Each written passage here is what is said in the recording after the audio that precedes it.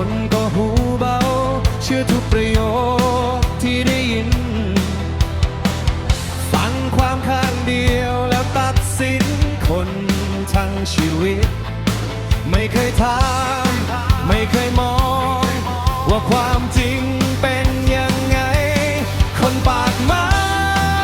อย่างน้อยก็ยังเผยตัวตนแต่คนหูเบา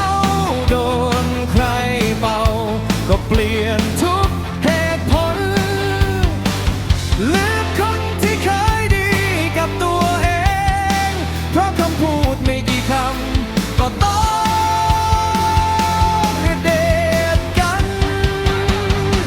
หมอกกันชิดหายหมอกกันชิดหายคนปากมากับคนหูเบาหมอกกันชิดหายหมอกกันชิดหายฟังเขาเชื่อเขาด่าเขาตามเขาหมอกกันชิดหาย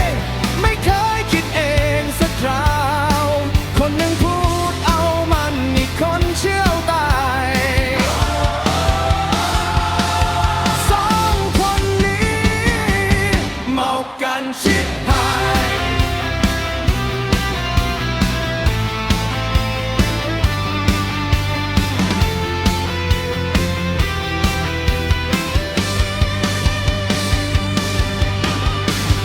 คำพูดมันลอยไป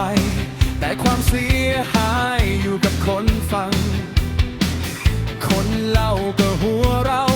คนรับคำกลับเกลียดจนฝังใจไม่เคยถามว่าจริงไหมไม่เคยใช้